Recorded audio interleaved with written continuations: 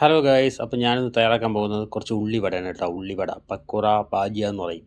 അപ്പോൾ അതിലേക്ക് ഞാൻ ഉള്ളി സ്ലൈസായിട്ട് അരിഞ്ഞ് വെച്ചിട്ടുണ്ട്. അതിലേക്ക് കുറച്ച് മുളക് പൊടി, കുറച്ച് പെരിഞ്ചീരം, പിന്നെ കുറച്ച് മല്ലിപ്പൊടി, പിന്നെ കുറച്ച് കരിവേപ്പില, പച്ചമുളക്, ഇഞ്ചി, മല്ലിയില ഇതെല്ലാം അരിഞ്ഞ് വെച്ചിട്ടുണ്ട്. പിന്നെ കുറച്ച് അരിപ്പൊടി, പിന്നെ കടലമാവ്. അപ്പോൾ നമുക്ക് നേരെ മസാല ഇടാം. അപ്പോൾ നമ്മൾ ആദ്യമിടുന്നത് കുറച്ച് മുളക് പൊടി ഇടുന്നുണ്ട് കേട്ടോ. പിന്നെ കുറച്ച് മുഴുവൻ പെരിഞ്ചീരകം ഇടുന്നുണ്ട്. പിന്നെ കുറച്ച് മല്ലിപ്പൊടി ഇടുന്നുണ്ട്. പിന്നെ അരിഞ്ഞ് വെച്ച ഇഞ്ചി, പച്ചമുളക്, കരിവേപ്പില, മല്ലിയില ഇതെല്ലാം കൂടെ ഞാൻ ഇടുന്നുണ്ട്. പിന്നെ കുറച്ച് അരിപ്പൊടി ഇടുന്നുണ്ട് കേട്ടോ.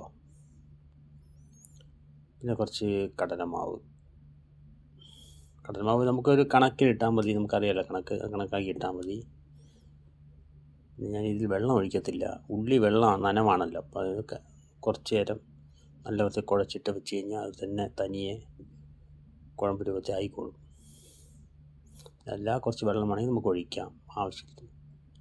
അപ്പോൾ ഞാൻ വിരവി വെച്ചിട്ടുണ്ട് കേട്ടോ. ഇനി അടുത്ത് നമുക്ക് ഓയിൽ വയ്ക്കുക അടുപ്പത്ത്. നമുക്ക് ഫ്രൈ ചെയ്തെടുക്കാം.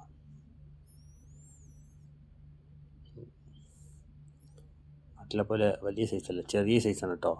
അറബിയൊക്കെ പുറത്തു കൊണ്ടുപോകാനാണ്. അപ്പോൾ സൈസ് വലുത് പാടില്ല, ചെറിയ സൈസാണ്.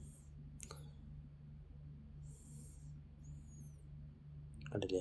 വീഡിയോ ഇഷ്ടപ്പെട്ട സപ്പോർട്ട് ചെയ്യുക. അപ്പോൾ ഇന്നത്തെ സ്പെഷ്യൽ കേട്ടോ ഉള്ളിവട എല്ലാവർക്കും അറിയാം, പറഞ്ഞു തരേണ്ട ആവശ്യമില്ല. എന്നാലും ഞാൻ എൻ്റെ രീതിയിൽ ചെയ്തതാണ്. വീഡിയോ ഇഷ്ടപ്പെട്ടാൽ സപ്പോർട്ട് ചെയ്യുക. ഫ്രൈ ചെയ്തെടുത്തിട്ടുണ്ട്, നല്ല ക്രിസ്പി പരുവത്തിൽ എടുത്തിട്ടുണ്ട് കേട്ടോ ഉള്ളിവട.